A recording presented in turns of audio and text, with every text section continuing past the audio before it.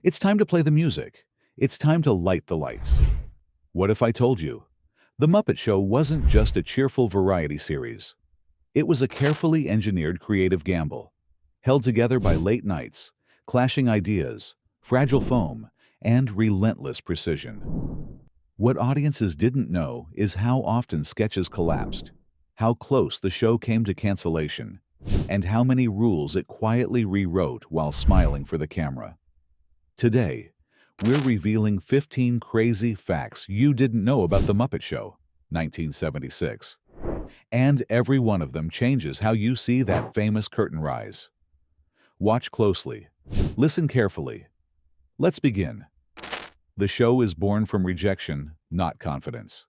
It wasn't a guaranteed hit. It was a last stand.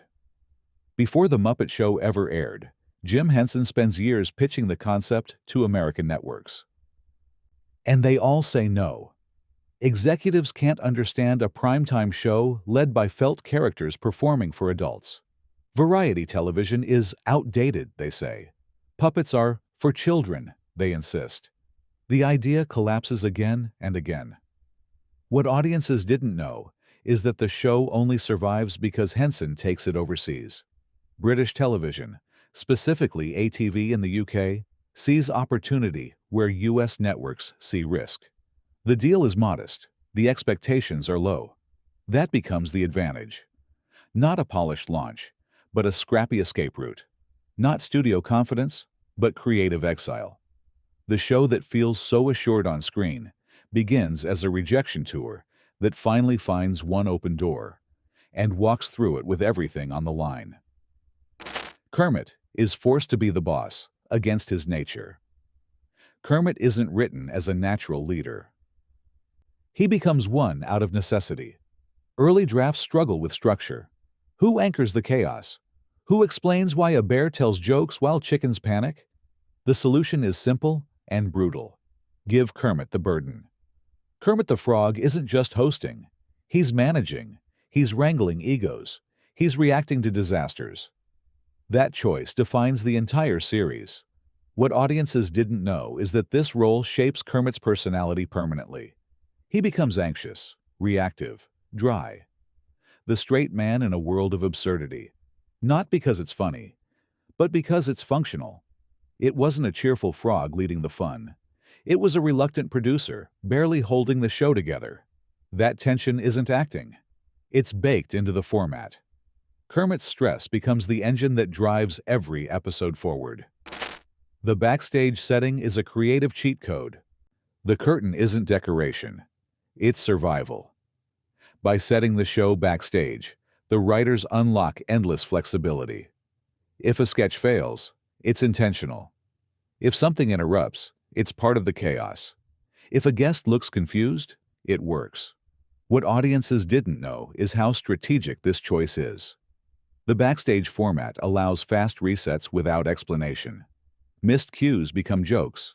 Technical problems become punchlines. The show absorbs its own mistakes. Not perfection, but permission. Not polish, but adaptability. This structure lets the team move quickly under intense production schedules. It also disguises the labor behind the scenes. Multiple puppeteers crouched below sets, sweating through retakes. The laughter feels effortless. The architecture behind it is anything but.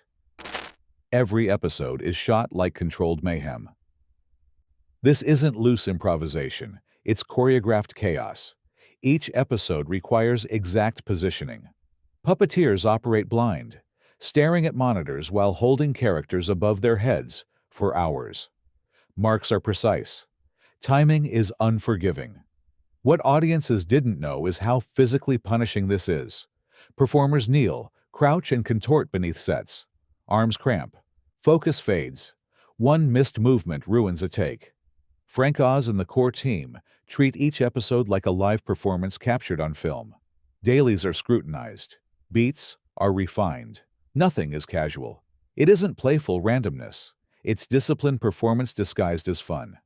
The result feels spontaneous, but only because the work behind it is so controlled, it disappears entirely. Guest stars often don't know where to look. The smile hides confusion. Celebrities arrive expecting a children's program. Instead, they face an ensemble that demands timing, restraint, and imagination.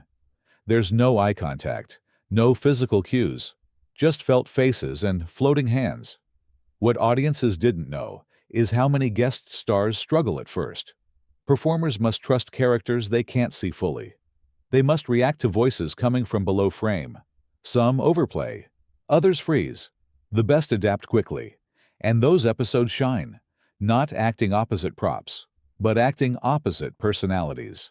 The Muppets aren't accessories, they're scene partners, and the show quietly reveals which stars can truly perform when the rules change.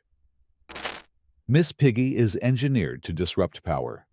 She isn't chaos by accident. Miss Piggy is designed to break scenes. She interrupts hosts. She derails sketches. She demands attention. That's the point. What audiences didn't know is that Miss Piggy exists to prevent predictability. When energy dips, she explodes in. When a rhythm settles, she shatters it. Writers deploy her like a narrative reset, not supporting cast, but controlled disruption. She challenges Kermit. She challenges guests. She challenges the structure itself. And every time she storms on screen, the show wakes up again. Her presence keeps the series unstable, in the best possible way. The laugh track is carefully restrained. This isn't canned noise. It's calculated. The production team resists overusing laughter. Too much, and the show feels artificial. Too little, and jokes land flat. What audiences didn't know is how carefully the balance is managed. Editors place reactions with intent, letting silence do work when needed. Awkward pauses are preserved. Failed jokes are allowed to breathe. Not constant approval, but selective reinforcement. That restraint makes the humor feel confident. The show doesn't beg for laughter. It trusts the audience. In a genre known for noise, The Muppet Show chooses control, and it changes the tone entirely. The British production shapes the humor. This isn't American comedy wearing felt. It's transatlantic. Filmed in the UK, the series absorbs British pacing, irony, and understatement. Jokes linger. Reactions matter. What audiences didn't know is how much this setting influences tone. The humor leans drier. Absurdity is framed seriously. Silence becomes part of the rhythm. Not louder, but sharper. Not faster, but smarter. This fusion gives the show its unique identity, distinct from U.S. variety programs of the era. It feels timeless because it refuses to chase trends. The result is comedy that ages gracefully because it's built on structure, not noise. The writers treat absurdity as logic. Nonsense follows rules. Behind every sketch is internal logic. Chickens panic for reasons. Explosions have causes. Chaos escalates step by step. What audiences didn't know is how seriously the writers take this. Scenes are mapped like short plays. Setups matter. Payoffs must land, even if the premise is wild. Not random silliness, but disciplined absurdism. This approach allows the show to go further without losing coherence. Viewers trust the world, even when it collapses. That trust is the secret ingredient. Without it, nothing works. Music is treated as narrative, not filler. Songs aren't padding. They're storytelling tools. Each musical number advances character or theme.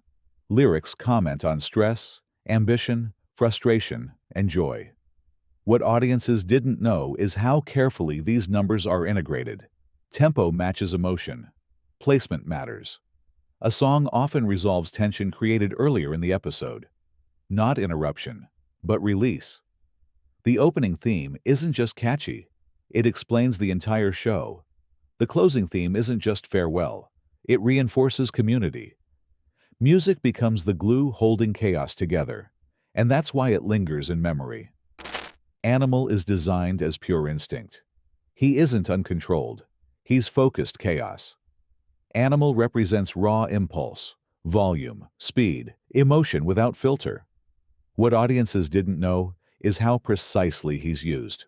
Animal appears sparingly. His energy spikes scenes without overwhelming them. He's punctuation, not paragraph. Not noise, but impact. When Animal erupts, it feels earned. His presence reminds viewers that chaos exists, but doesn't dominate. That restraint turns him into an icon instead of a gimmick. The show quietly teaches media literacy. This is entertainment that explains itself, without ever pausing to lecture. By constantly revealing rehearsals, missed cues, collapsing sets, and last-second rewrites, The Muppet Show pulls the curtain back on how television is actually made. And it does it while making you laugh. What audiences didn't know is how radical this approach is for the 1970s. Most shows protect the illusion at all costs. The Muppet Show breaks it on purpose. Viewers see performers waiting for cues. They see lighting problems. They see sketches fall apart in real time. And instead of ruining the experience, that exposure becomes the joke. Not hiding the process, but celebrating it. Not pretending television is effortless, but showing the work behind it. Without instruction, manuals, or explanations, the audience learns how production functions. The show trusts viewers to understand the mechanics. That trust builds intelligence into the comedy itself and quietly teaches generations how media really works. Cancellation. Threats shape the creativity. Success never means safety. Not here. Despite its popularity, The Muppet Show is constantly under pressure. Ratings are watched closely, budgets tighten, expectations climb. Every season feels provisional. What audiences didn't know is how much this instability shapes the creative decisions. Writers and performers don't assume tomorrow is guaranteed.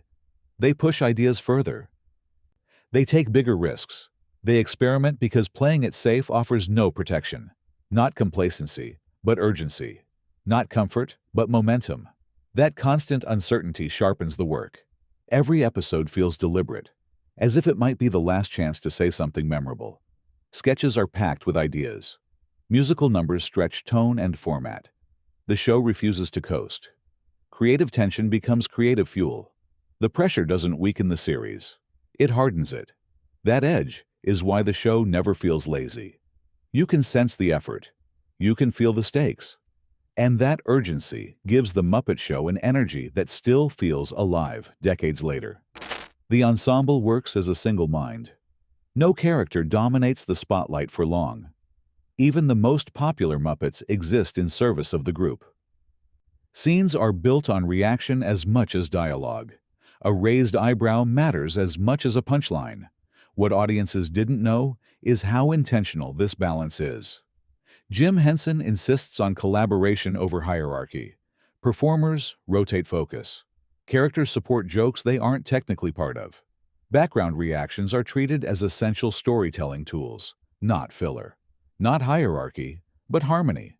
Not star vehicles, but shared rhythm. This approach creates a world that feels genuinely populated. The theater doesn't revolve around one personality. It breathes as a system. Even silence carries meaning. Even stillness participates. That unity is rare in television comedy. And it's powerful, because when everyone contributes, the world feels complete. And when the world feels complete, the humor lands with far greater emotional weight. The legacy is larger than television. This isn't just a successful series. It's a blueprint. Late-night formats, sketch comedy, meta-humor, musical variety. Modern television absorbs its DNA, whether it realizes it or not. What audiences didn't know is how often creators cite The Muppet Show as foundational. Not because of puppets, but because of philosophy. The series proves that intelligence and warmth can coexist. That comedy can be precise without being cruel. That chaos can exist inside structure. Not just entertainment, but instruction. Not just jokes, but a method. The show teaches how to balance sincerity and irony. How to respect an audience without flattening complexity. How to let performers fail safely and turn failure into texture. The curtain closes. The lights fade. but the influence remains.